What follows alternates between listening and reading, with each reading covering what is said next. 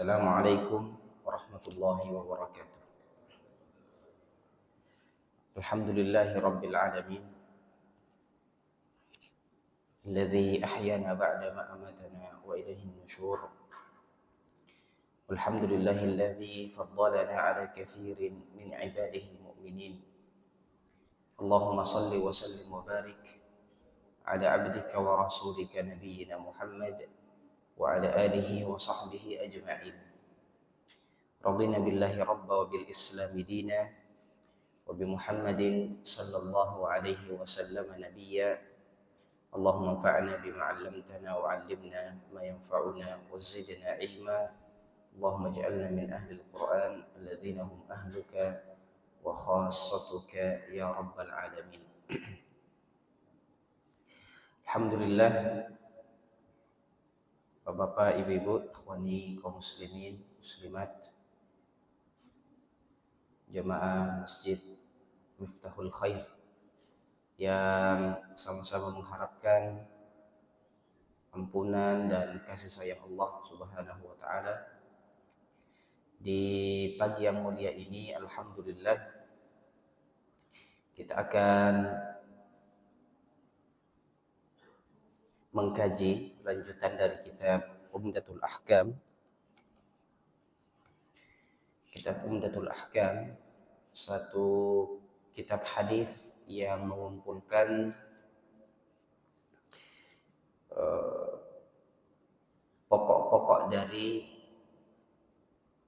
syariat kita, khususnya dalam pembahasan fikih atau hukum-hukum syariat kita. Satu kitab kecil yang disusun oleh Al-Imam Al-Hafidh Al-Mu'arrikh Abu Muhammad Abdul Ghani Ibn Abdul Wahid Ibn Ali Ibn Surur Al-Jama'ili Al-Maqdisi Ad-Dimashqi, atau kita kenal dengan, lebih dikenal dengan Syekh Abdul Ghani Al-Maqdisi, dari Baitul Maqdis di Palestina, yang hari ini senantiasa kita doakan semoga Allah Subhanahu wa taala memberikan pertolongannya dan kemerdekaan untuk bangsa Palestina. Dari negeri mubarakah inilah alim ini hadir mengumpulkan hadis-hadis Rasulullah sallallahu alaihi wasallam yang pada pembahasan sebelumnya kita sudah bacakan biografi singkat beliau. Kemudian kita akan masuk pada pembahasan bab taharah insyaallah taala, berkaitan dengan innamal a'malu binniyat. Ini juga sudah kita jelaskan pada pertemuan sebelumnya. Kita murajaah sedikit berkaitan dengan bab taharah, betapa sempurnanya ajaran Islam dengan adanya taharah.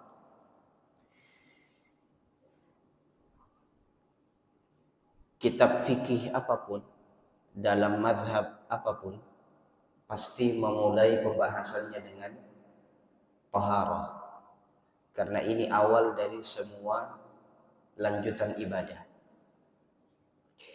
Secara bahasa, taharah bermakna nazafah, kebersihan. Dalam riwayat at-tahuru syatrul iman, kesucian, kebersihan itu bagian dari iman. Sedangkan dari istilah adalah irtifa'ul hadath wa zawalun najas. Ya, hilangnya hadath. Hadath ini sesuatu yang membatalkan wudu kita, baik yang keluar dari arah depan atau dari arah belakang, qubul dan dubur, ya, berupa maddah, cairan atau angin yang keluar dari qubul dan dubur kita, juga bagian dari zawalun najas. Kalau ada ainun najas, najasah yang menempel, kotoran yang menempel, itu harus dihilangkan.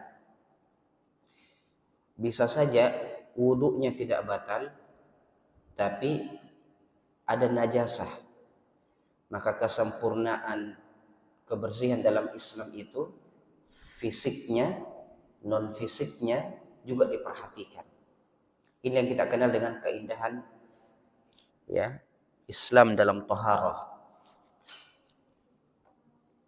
Kalau dalam salat ya, dalam salat wudunya tidak batal tapi pakaiannya kena najasah, maka cukup pakaiannya yang diganti. Kalau pakaiannya bersih tapi hadatsnya yang terganggu, maka dia cukup berwudu tanpa mengganti bajunya dan seterusnya. Wa tutlaqu ala nafsi at-tatahhur wa hiya bihadzainil ma'nayaini hissiyah. Ini juga bermakna membersihkan segala sesuatunya.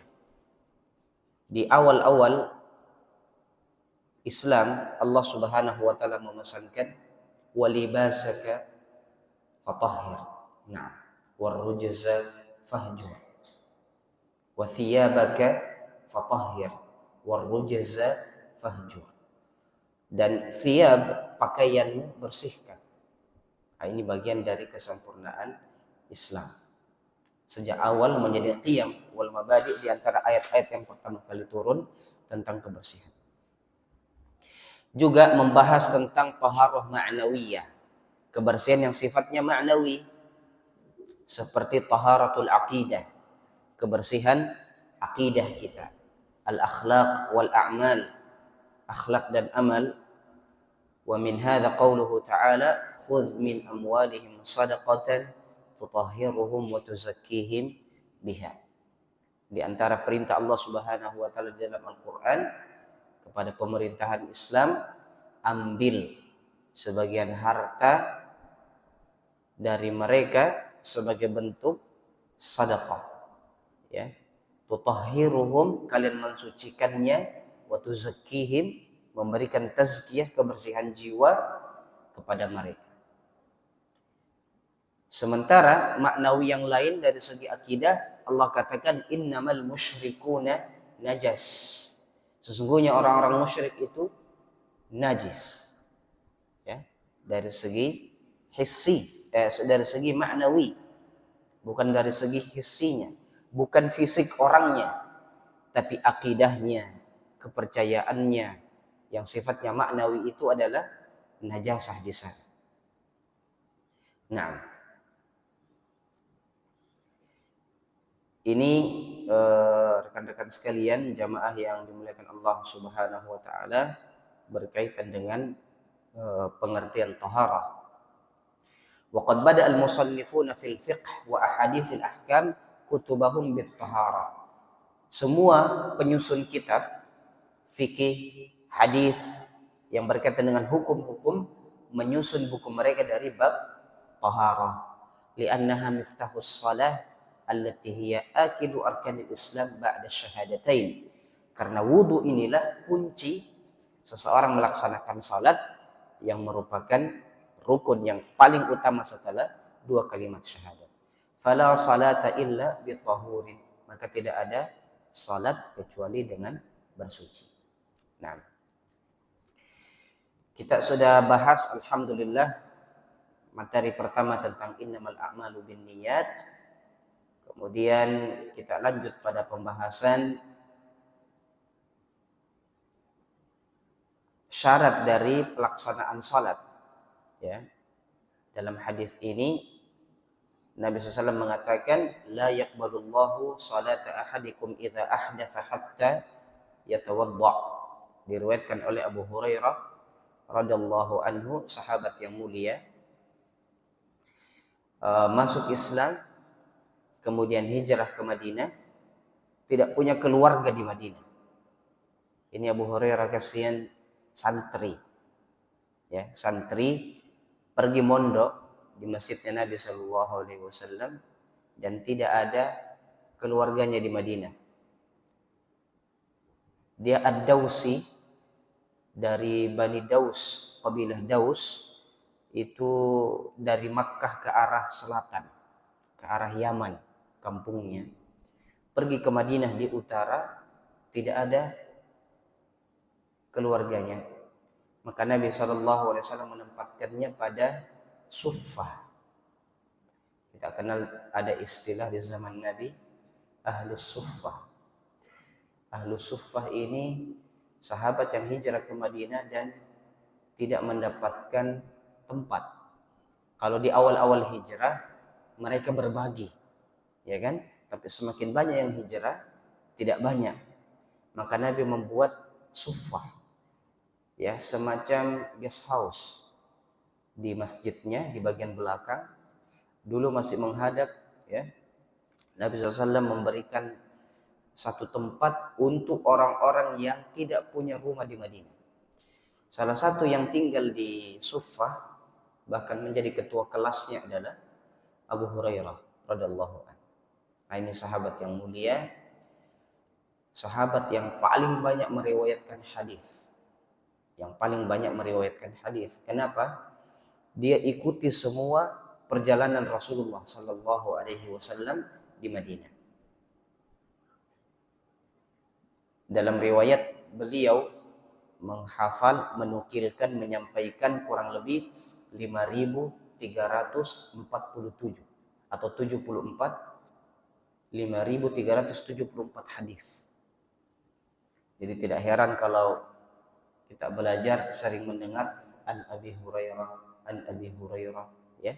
5.000-an hadis telah beliau riwayatkan, Masya Allah. Apa hadis yang beliau sampaikan? La yaqbalullahu salata ahadikum idza ahdatha hatta yatawadda.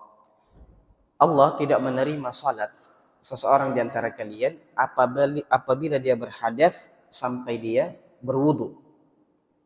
Jadi jangan sampai kita melaksanakan salat dalam kondisi hadas, ya, batal wudunya, kemudian langsung salat. Tidak akan diterima.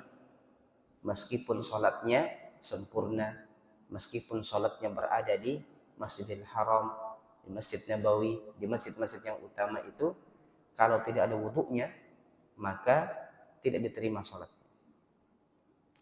Dalam artian, selama masih ada wudu, silahkan salat tanpa memperbarui. Ini sudah kita jelaskan juga. Misalnya salat maghrib sampai salat isya batal, wudunya tidak batal, maka dia bisa salat isya dengan wudu yang dia ambil di salat maghrib. Nah, tapi meskipun jaraknya dekat, maghrib isya, lalu batal di tengah antara maghrib dan isya, dia harus berwudu kembali, harus berwudu. Kalau tidak, isyanya tidak sah. Nah, dan kita sampaikan bahwa Al-Imam Syafi'i rahimahullah ta'ala pernah salat subuh dengan wudu salat isya. Nah, artinya satu malam beliau tidak tidur, berarti tidak batal wudunya. Mengambil manfaat ilmu di malam hari, tiba-tiba tiba waktu subuh. Nah, maka beliau langsung melaksanakan salat tanpa berwudu lagi. Nah, dan seterusnya.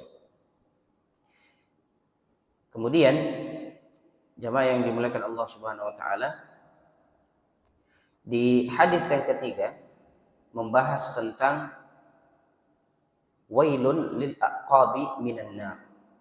Ini ancaman dari Nabi sallallahu alaihi wasallam untuk orang yang berwudu tapi tidak menyempurnakan wudunya. Bentuk kesempurnaan yang ada dalam hadis ini adalah memberikan air, ya, menyapu bagian dari aqab. Aqab itu tumit.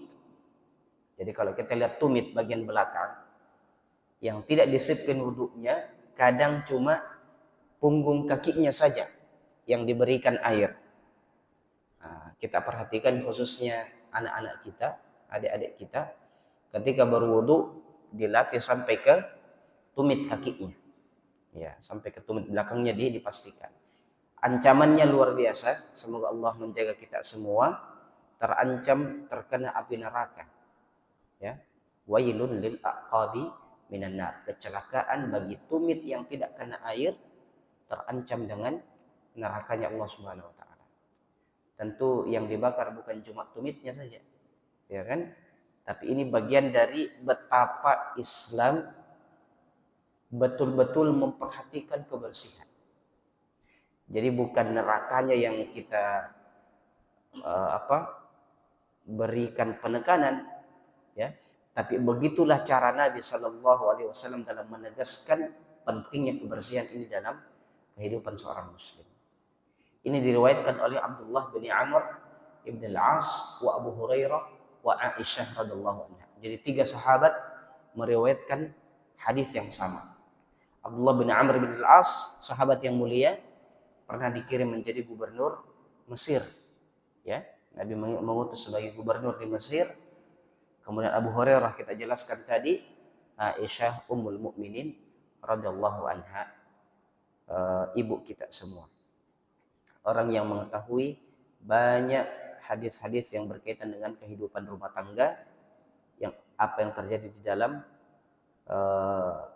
rumah kenabian sallallahu alaihi wasallam. Baik.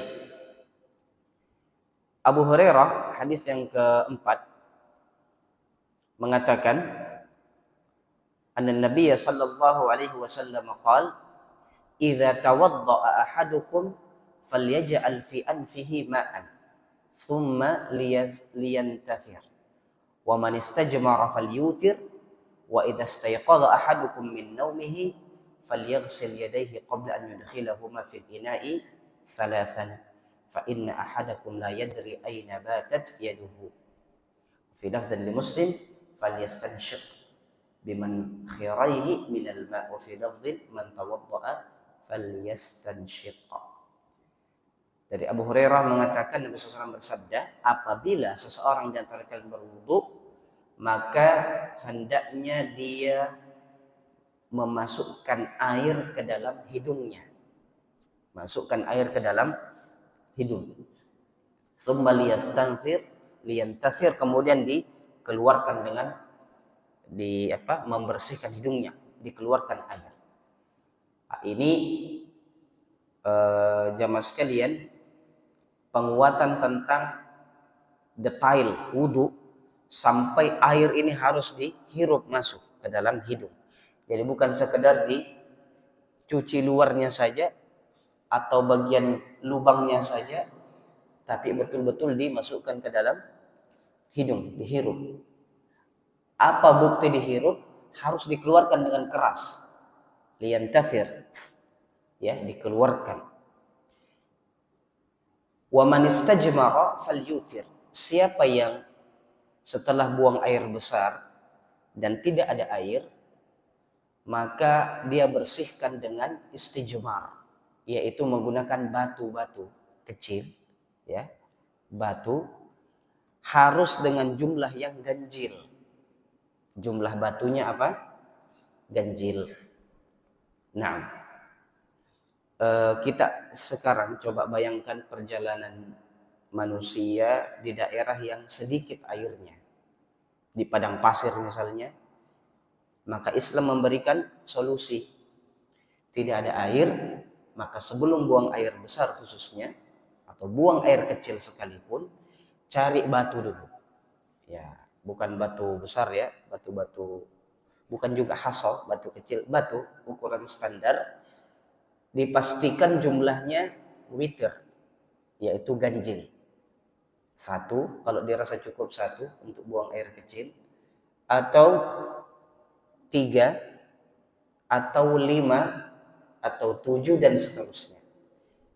Ya, tentu ada hikmah. Wallahu ta'ala alam kenapa harus ganjil. Intinya tidak genap. Jangan 2, jangan 4, jangan 6. Cukuplah menjadi hikmah terbesar adalah kita mengikuti tuntunan Rasulullah Sallallahu Alaihi Wasallam. Jadi kalau ada yang paksa dengan pertanyaan, kenapa harus ganjil tidak genap? Ya, kita katakan wallahu ta'ala alam, tentu ada hikmahnya, tapi yang paling besar hikmahnya adalah mengikuti tuntunan Rasulullah sallallahu alaihi wasallam. Wa idza istayqadha ahadukum min naumihi falyaghsil yadayhi qabla an yudkhilahuma fil ina'i thalathan. Kalau seseorang dari kalian bangun dari tidur sebelum beraktivitas, hendaknya dia cuci tangannya sebanyak 3 kali. Qabla an yudkhilahuma fil ina. Sebelum dia masukkan tangannya ke bejana air untuk berwudu, kalau bangun tidur cuci tangan dulu 3 kali. Kenapa? Kata Nabi SAW, fa inna ahadakum la yadri aina batat yaduhu. Karena kalian tidak tahu di mana bermalam tadi malam tangannya. Di mana tangannya bermalam tadi malam. Nah, jadi kalau sudah tidur tidak tahu kemana ini tangan, ya, kesana kemari dia, maka harus dicuci dulu 3 kali sebelum berwudu. Nah, dalam riwayat Muslim, falyastanshiqqa. Naam, ini istinsyaq, menghirup air, ya, biman khiraihi, dengan dua hidungnya ini, dua lubang hidungnya ini. Wa man tawadda, wa fi lafdhin man tawadda falyastanshiqqa. Ini namanya amal istinsyaq. Nah, ini dijelaskan oleh Abu Hurairah radhiyallahu anhu. Di antara faedah yang kita ambil dari hadis ini, kesempurnaan Islam dalam bersuci, kemudian kebersihan tangan ini penting, ya. Jadi jauh sebelum kita bahas corona dulu, ya, wajib cuci tangan dan sebagainya, ya, budaya cuci tangan ini sudah dipesankan oleh Nabi Sallallahu Alaihi Wasallam 15 abad yang lalu. 15 abad yang lalu.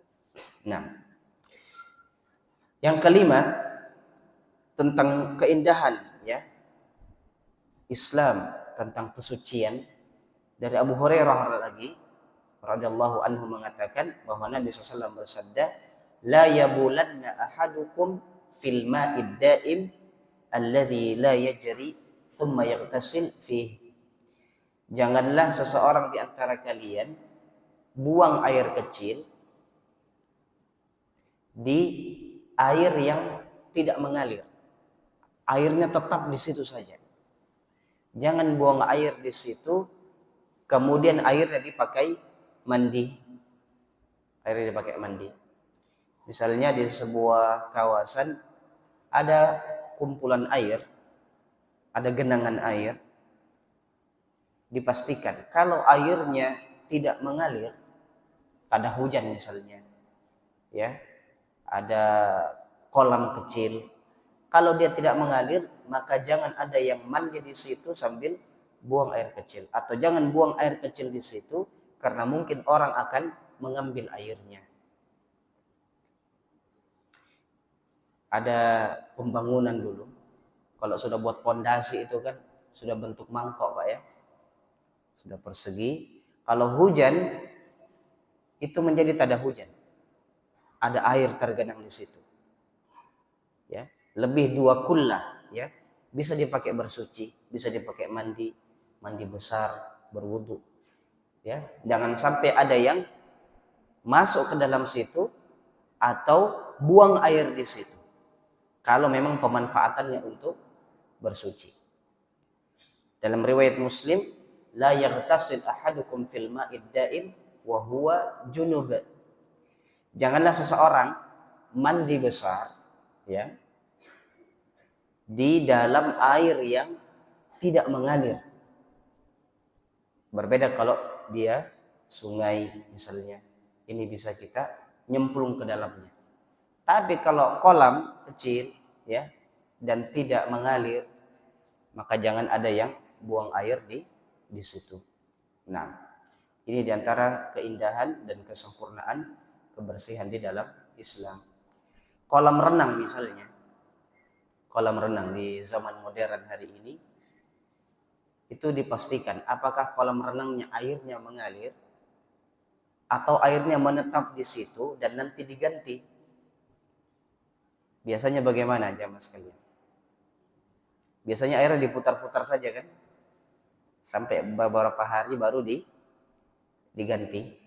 Nah, dalam posisi kolam renang seperti ini, jangan sampai kita buang air kecil di situ dan kita mandi di situ. Sebagaimana tuntunan Rasulullah Sallallahu Alaihi Wasallam. Makanya disediakan kamar kecil, untuk buang air. Nah, ya meskipun air nanti diganti, tapi posisinya airnya daim menetap. Kita mandi di situ sambil buang air di situ, tentu tidak sesuai dengan anjuran Nabi Shallallahu Alaihi Wasallam. Beda dengan kolam renang, ya, yang memang diletakkan di posisi air mengalir. Ada, ya, sungai airnya dibelokkan untuk kolam renang, mengalir begitu saja. Kalau di Jawa banyak, ya, Masya Allah. Kami pernah lihat daerah mana itu, tidak jauh dari Solo, Masya Allah, airnya mengalir. Dan dibuat memang destinasi kolam renang. Bahkan katanya warga sekitar sebelum jam 7 itu masih bisa mencuci di situ. Masih bisa mencuci. Padahal tempat wisata. Kenapa? Airnya mengalir. Laisa daiman. Baik.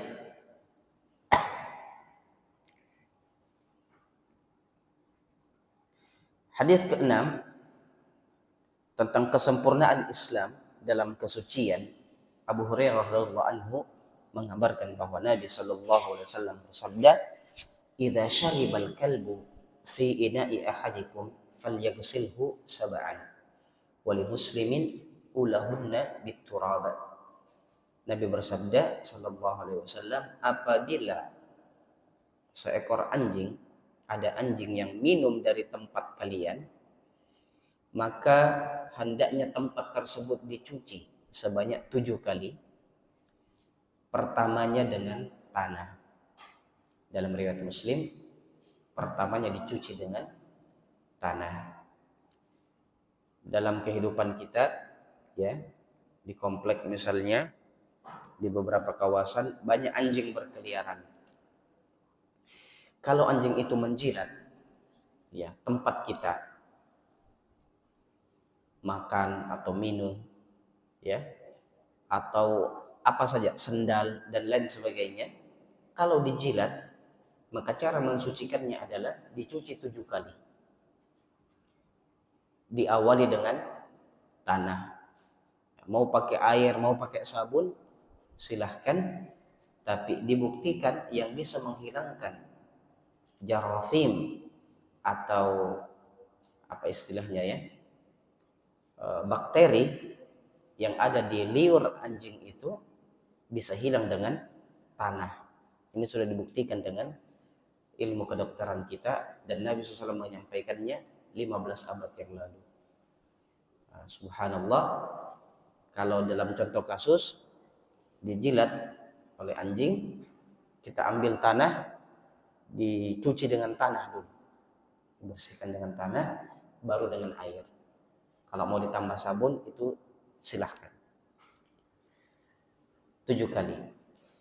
Walahu fi hadis Abdullah bin Mughaffal anna an-nabiy sallallahu alaihi wasallam qala idza walagha al-kalbu fil ina'i faghsiluhu sab'an wa 'affiruhu ats-tsamina bit-turab. Ada versi kedua dari hadis Abdullah bin Mughaffal bahwa Nabi SAW bersabda, apabila anjing menjilat tempat makan kalian atau tempat minum kalian, maka cuci tempat tersebut sebanyak 7 kali dan sempurnakan yang kedelapannya dengan tanah. Sempurnakan yang kedelapannya dengan tanah. Nah, ini cara yang kedua. Yang pertama tadi 7 kali, pertamanya dengan tanah. Riwayat yang kedua itu dari Abu Hurairah, dari Abdullah bin Mughaffal radhiyallahu an, Nabi mengatakan 7 kali ditutup yang kedelapan dengan tanah. Nah, ada beberapa penjelasan dari hadis ini. Abu Hurairah sudah kita jelaskan. Abdullah ibni Mughaffal al-Muzani bai'a bai'atar ridwan tahta syajarah. Kalau kita membaca Quran, kita akan mendapati ayat tentang bai'at ridwan. Ya, dalam sirah nabawiyah juga nanti dijelaskan bahwa Allah meridhai orang-orang yang membaiat Rasulullah SAW di bawah pohon, tahta syajarah. Ya, ini salah satu pesertanya adalah Abdullah ibn Mughaffal yang meriwayatkan hadis ini. Jadi bukan orang sembarangan. Dia orang yang sudah mendapatkan tazkiyah berupa keridhaan Allah Subhanahu wa taala. Naam. Wa kana yumsiku bi absaliha an wajhi Rasulillah sallallahu alaihi wasallam. Dialah yang dulu memegang ranting pohon agar tidak kena wajahnya Nabi ketika baiat Ridwan.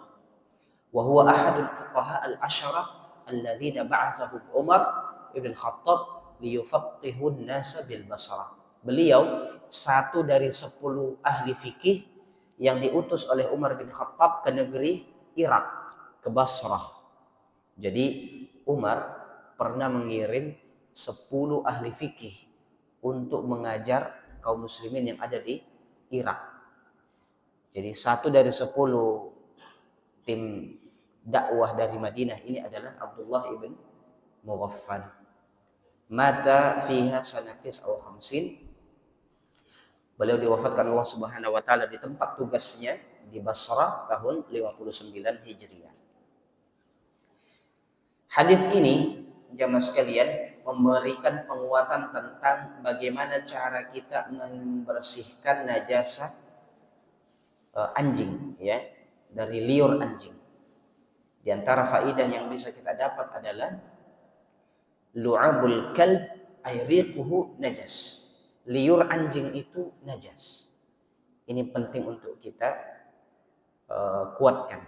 Wa kadzalika kullu ma yakhruju min badanihi min baulin wa 'irqin wa ghairihima. Kalau liurnya saja najis, maka semua yang keluar dari tubuhnya berupa kencingnya, kotorannya, ya, keringatnya, ini juga bagian dari najasah. Jadi anjing kalau habis lari, berburu, ya, berkeringat, buang air dia, semuanya bagian dari najasah. Nah, anna najasatahu aghladzun najasat. Inilah bentuk najasah yang betul-betul tingkat tinggi, level tinggi najisnya ini anjing. Sampai-sampai cara mencucinya dengan 7 kali. Bahkan dengan tanah. Aghladzun najasat, najis yang paling berat ini. Najis yang paling berat. Wujubu tathhir ma walagha fihi al-kalb 7 marrat ihdaha biturab wal ahsan an takuna al-ula. Kewajiban kita untuk membersihkan tempat-tempat yang dijilat oleh anjing sebanyak 7 kali, salah satunya dengan tanah, dan yang lebih utama dipilih dalam kitab ini adalah yang pertama kali dengan tanah. Nah, kalau jilatannya saja, bekas liurnya saja dicuci seperti itu, maka menjadi bagian yang utama untuk yang lainnya, seperti kencingnya dan kotorannya juga demikian. Al-hadithu nassun fi wujub tathhir bit-turabi ma'al ma' falyadhhar bi ghairi dzalika illa idza ta'azzar. Tuntunannya adalah dengan tanah, meskipun ditemukan di zaman modern ini ada sabun pencuci yang secara laboratorium terbukti bisa menghilangkan bakteri-bakteri yang ada pada liur anjing, maka itu tidak bisa menggantikan posisi tanah. Tidak bisa. Nah, jangan sampai ada akal-akal otak manusia yang kudisan ini, yang terbatas ini, ya, membuat sebuah maddah, sebuah materi yang bisa menghilangkan najasah tapi tidak ada tanahnya. Nah, ambil saja debu-debu tanah yang ada di sekitar kita, ini lebih utama.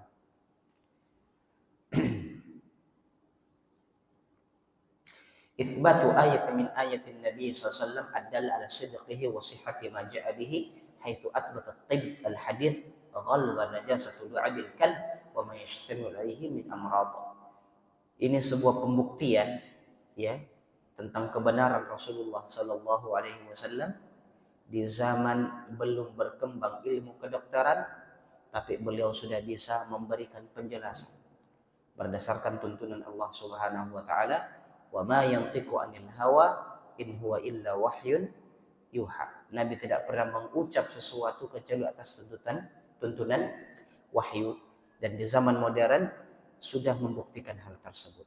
Nah, ini bagian dari kesempurnaan dan keindahan Islam. Baik jamaah sekalian, 5 menit lagi kita masuk pada pembahasan wudu Nabi sallallahu alaihi wasallam. An Humran maula Utsman bin Affan, dari seorang sahabat atau tabi'in bernama Humran, seorang budak yang dimerdekakan oleh Utsman bin Affan. Seorang tabi'in, budak dimerdekakan. Maka sering kita dengar maula. Di antara makna maula adalah orang yang pernah dimerdekakan. Siapa yang merdekakan? Utsman bin Affan. Maka dia maula dari Utsman bin Affan radhiyallahu anhu. Anna Utsman da'a bi wudu'in. Utsman minta wudu. Wudu itu baskom kecil berisi air untuk wudu. Fa afragha 'ala yadayhi min ina'ihi fa ghasalahuma 3 marratin. Maka dia tuangkan air ke tangannya sebanyak 3 kali. 3 marratin. Thumma adkhala yaminahu fil wudu. Jadi yang pertama, kalau ini kita umpamakan wudu bejana berisi air, maka Utsman bin Affan mempraktekkan dengan mencuci tangannya, tidak memasukkan tangannya. Air dimerengkan di cuci tangannya di luar bejana. Setelah bersih 3 kali, adkhala yaminahu fil wudu, kemudian dia memasukkan tangan kanannya ke bejana air. Nah, dulu belum ada Hanafiyat atau keran-keran air ya, masih pakai bejana. Masukkan fil wudu, thumma tamadmada wastanshaqa wastanthar. Kemudian dia bertamadmud, berkumur-kumur dengan tangan kanannya. Wastanshaq, kemudian mengambil air masukkan ke hidungnya. Wastanthar, mengeluarkannya. Thumma ghassala wajhahu 3. Kemudian mencuci wajahnya sebanyak 3 kali. Nanti dijelaskan batas wajah adalah tempat tumbuhnya rambut di atas sampai tempat tumbuhnya jenggot di dagu, kemudian di tempat tumbuhnya telinga. Ya, inilah posisi wajah yang harus kena air. Nah, yang kena air sebanyak 3 kali. Memastikan juga daerah yang melengkung terkena air. Jadi setelah mencuci tangan 3 kali, kemudian memasukkan tangan kanannya, berkumur, masukkan air di hidung, mengeluarkannya, mencuci wajah 3 kali, wa yadayhi ilal mirfaqaini 3. Kemudian kedua tangannya dicuci sampai mirfaq, ya, siku, sebanyak 3 kali. Thumma masaha bi ra'sihi. Kemudian beliau membasuh kepalanya sebanyak 1 kali. Di sini tidak ada keterangan 3 kali, maka cukup 1 kali. Nah, dia mengambil air, mas itu diusap, jadi bukan dicuci, Pak. Kalau yang dicuci tadi apa? Tangan. Nah, ini dicuci. Kalau ini sekedar mengambil air, dibasuh. Ya, tidak perlu ditumpahkan airnya, cukup dibasuh. Dan dalam penjelasannya, kepala ini masuk dalam kategori kepala sampai ke qafa. Qafa itu tempat akhir tumbuhnya rambut di belakang. Dan masuk di dalam juga telinga. Ini bagian dari kepala kita. Maka membasuh kepala langsung ke telinga. Bisa dengan 1 kali air tadi, atau mengambil air baru, memasukkan telunjuk ini ke lubang telinga, dan jempol ini ke daunnya, diputar. ya, cukup 1 kali. Ini bagian dari mashu bi ra'sihi. Thumma ghassala kilta rijlaihi thalathan. Kemudian beliau mencuci kedua kakinya sebanyak 3 kali. Jadi kanan 3 kali, kiri 3 kali. Dipastikan tadi terkena juga tumit belakangnya. Nah, thumma qala ra'aitu an-nabiyya sallallahu alaihi wasallam tawadda'a nahwa wudu'i hadza. Utsman kemudian mengatakan, saya melihat langsung Nabi SAW berwudu seperti wuduku ini, seperti sifat wuduku ini. Thumma qala, kemudian Nabi bersabda, man tawadda'a nahwa wudu'i hadza thumma shalla rak'ataini la yuhadditsu fihi ma nafsahu ghufira lahu ma taqaddama min dhanbi. Siapa yang berwudu dengan cara wuduku tadi, kemudian dia melaksanakan sholat sunat 2 rakaat, sholat sunat mutlak atau sholat sunat wudu, tidak berpikir apa-apa dalam 2 rakaatnya itu khusus untuk Allah Subhanahu wa taala, ya, tidak berpikir macam-macam dalam salatnya itu, maka dia akan diampunkan seluruh dosa-dosanya yang telah lalu. Masya Allah. Ini keutamaan wudu dan 2 rakaat setelah wudu. Nah, maka sempurnalah kebersihan fisik dan kebersihan hati. Di antara sahabat ada yang mempraktekkan ini, ya. Setiap habis wudu dia sholat sunat 2 rakaat. Meskipun di waktu-waktu terlarang untuk sholat. Ada waktu kita dilarang untuk sholat. Tapi kalau berwudu dan mau sholat dibolehkan. Karena dia terikat dengan 2 rakaat setelah berwudu. Bilal bin Rabah dijamin langkahnya sudah di surga meski masih berjalan di Madinah. Di antara amalan yang dia jaga adalah tidak melaksanakan wudu kecuali dirangkaikan dengan 2 rakaat setelah wudu. Nah, kita pelajari dalam hadis ini, hadis ke-7 ini, bagaimana sifat wudu Nabi Sallallahu Alaihi Wasallam dan keutamaan 2 rakaat setelah wudu ini dilaksanakan tanpa berpikir tentang dunia dan sebagainya. Cukup dengan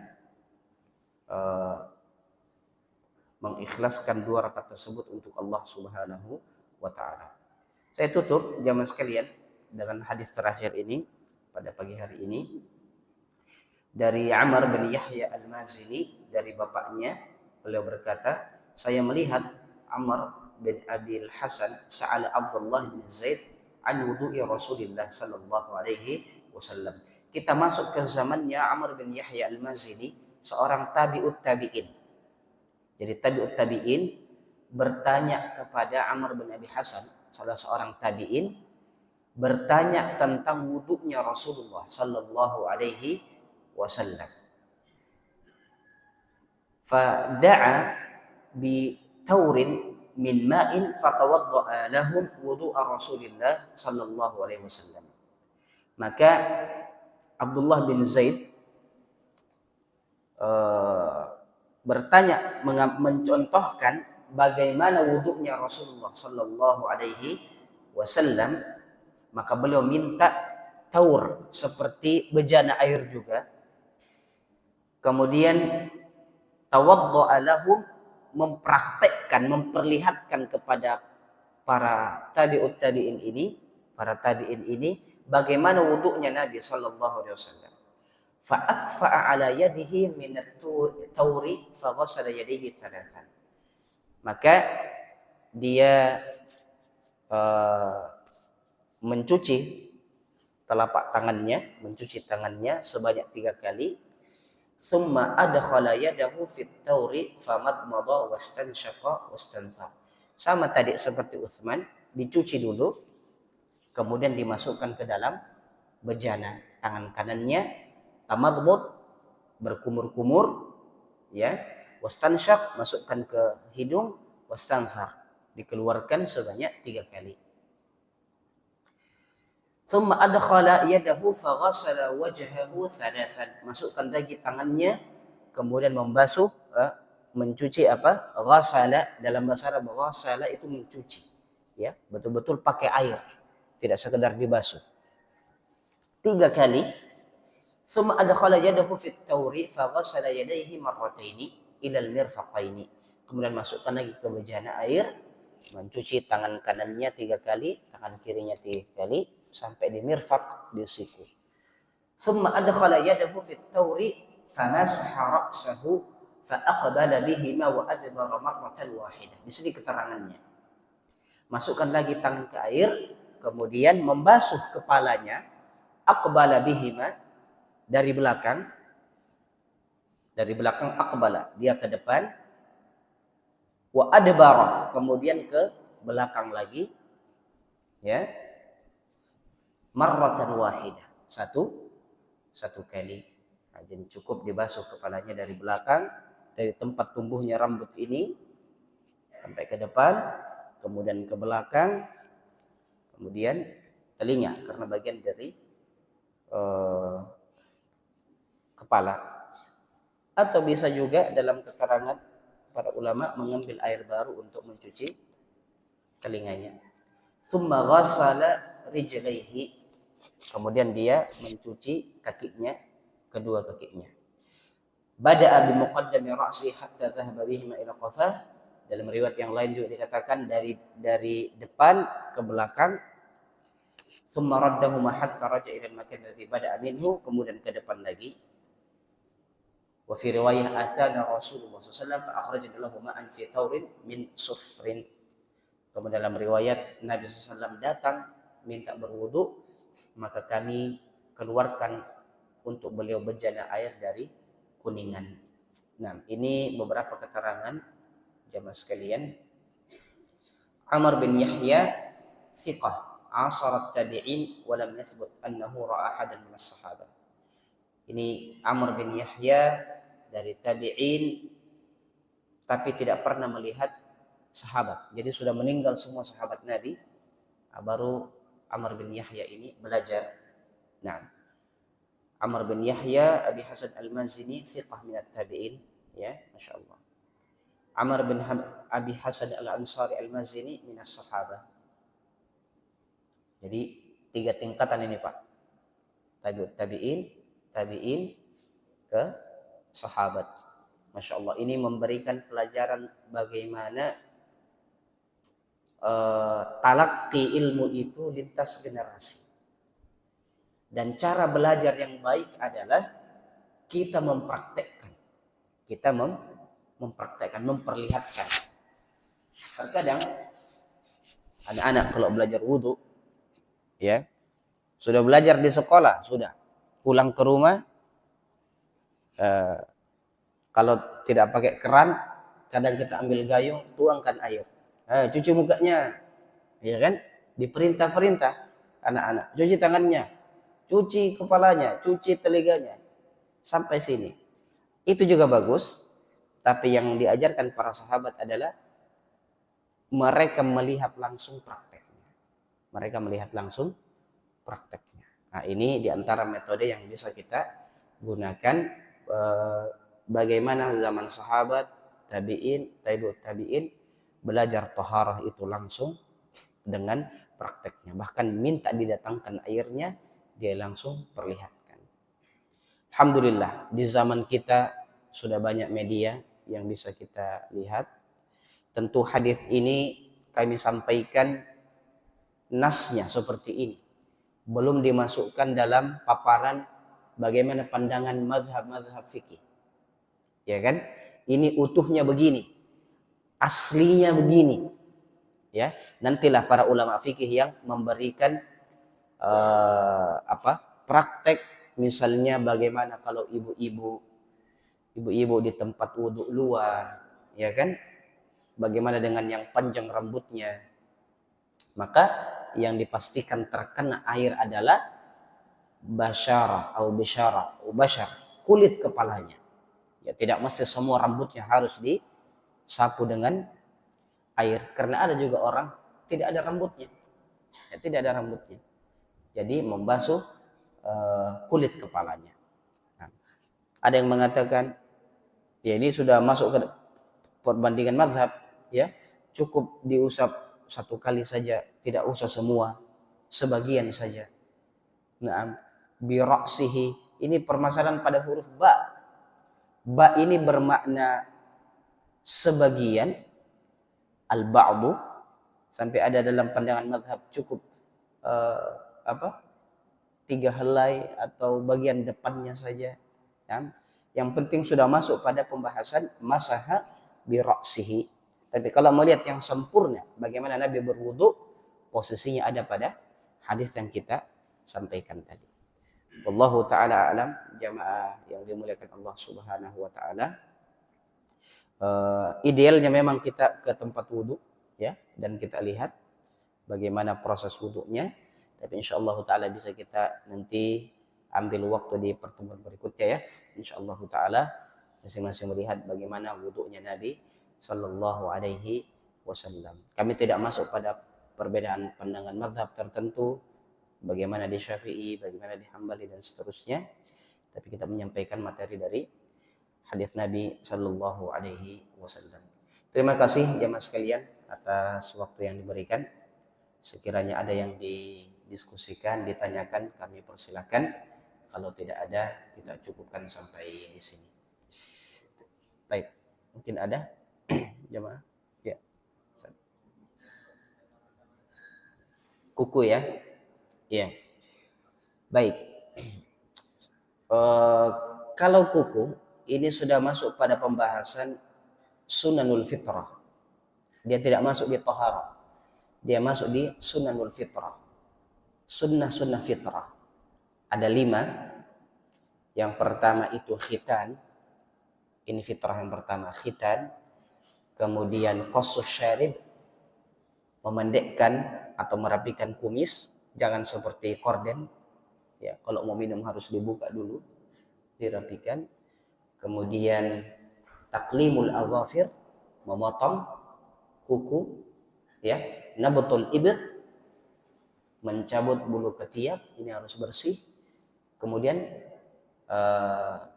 qat'u al-ana, bulu yang ada di kemaluan. Ini 5 fitrah.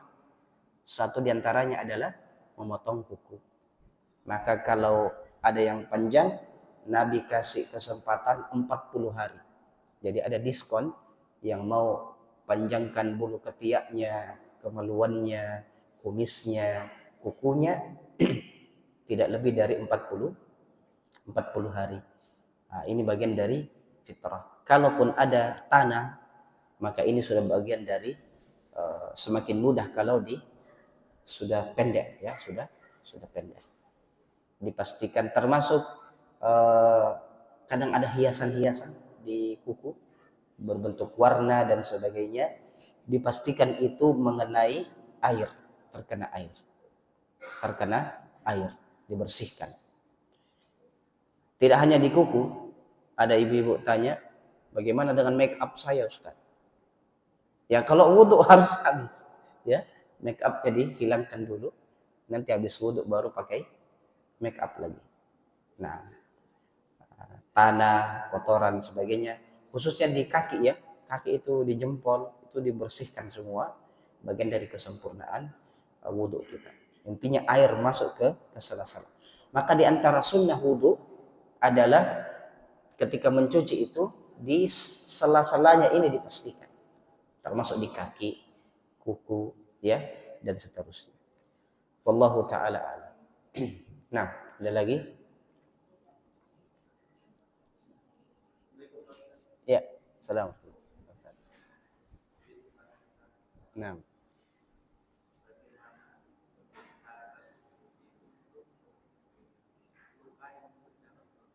Hmm.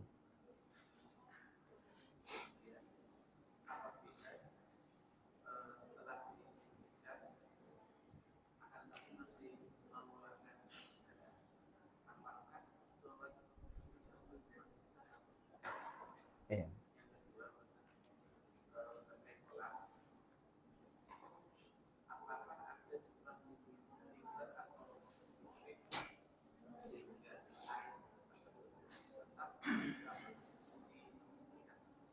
Nah, baik. Yang pertama menarik, jazakallahu khairan, berkaitan dengan wudhu dalam kondisi tidak normal. Ya, ada luka misalnya, atau ada orang tidak bisa kena air. Semuanya diberikan solusi di dalam Islam. Kalau studi kasusnya tadi adalah luka dan kedokteran mengatakan tidak boleh kena air, maka jangan dipaksakan kena air. Kalau sudah dibalut dengan perban, maka cukup perbannya yang diusap. Diusap, jangan dicuci, diusap saja. Perbannya yang diusap. Nah, ini salah satu solusi. Jangan sampai mengatakan pokoknya saya harus sempurna wudhunya, ya, maka dibuka dan dicuci. Nah, ini menyalahi keilmuan, ya, menyalahi keilmuan. Nah, kenapa tidak sembuh-sembuh, Pak? Dicuci terus kakinya, ya, padahal tidak boleh kena air. Nah, itu bisa dibasuh. Adapun darah yang keluar, insyaallah taala itu bagian dari bukan sesuatu yang ini sudah masuk pada pembahasan sudah dibersihkan total, ya, tapi masih keluar, maka yang seperti itu termaafkan insyaallah taala. Sama seperti orang yang kerja di bengkel misalnya, kerja di yang banyak tangan ini, kalau dibersihkan ya sebersih-bersihnya tetap segitu juga. Ya kan? Ada oli dan sebagainya, tidak mesti harus hilang sempurna. Yang penting sudah masuk pada kategori suci, ya, insyaallah taala sudah mewakili kesempurnaan wudu. Ya, pakaian yang terkena, ya, selama dipastikan dia tidak najasah, maka biiznillah taala bisa digunakan untuk salat. Nah, kemudian berkaitan dengan air, para ulama fikih, kita akan sampai di penjelasannya nanti insyaallah taala. Ukuran airnya ada istilah kullah. Air kalau mencapai 2 kullah maka dia tidak berpengaruh. Kullah ini ukuran tertentu, nanti kita lihatkan insyaallah taala. Kalau dia masuk ke dalamnya najasah, maka tidak berpengaruh air itu. Artinya tetap bisa digunakan untuk bersuci. Ada yang pernah mengukur baskom, ya, baskom standar kita, itu sudah bisa digunakan untuk bersuci. Kalau jatuh tai cicak, tai ayam dan sebagainya, tinggal disingkirkan, ya, dan masih bisa insyaallah taala. Kalau kita sudah membahas penggunaan airnya, kita akan sampai nanti kadar minimalnya seperti apa. Tapi Islam mengatakan kita tidak boleh israf, berlebih-lebihan, walaupun berada di sungai yang mengalir. Bayangkan, Pak, ajaran Islam mengajarkan, syariat Islam mengajarkan bagaimana efisiensi air. Tidak boleh israf, berlebih-lebihan, tabdzir, walaupun kita berada di air yang mengalir. Nah, tapi ada istilah dua kullah. Dua kullah ini tidak akan terganggu, ya, kesucian airnya, artinya bisa digunakan untuk bersuci. Wallahu taala a'lam. Cukup insyaallah taala, jamaah sekalian. Kita minta kepada Allah Subhanahu wa taala keberkahan dari majelis ilmu ini, keberkahan waktu pagi, dan insyaallah taala ada ilmu yang bermanfaat dengan yang kita membangun amal-amal soleh yang diterima oleh Allah Subhanahu wa taala. Kita cukupkan majelis yang mulia dengan membaca kafaratul majelis. Subhanakallahumma rabbana bihamdik asyhadu an la ilaha illa anta astaghfiruka wa natubu ilaik. Wa sallallahu wa sallam wa baraka ala nabiyyina Muhammad wa ala alihi wa sahbihi ajma'in. Walhamdulillahi rabbil alamin. Assalamu alaikum warahmatullahi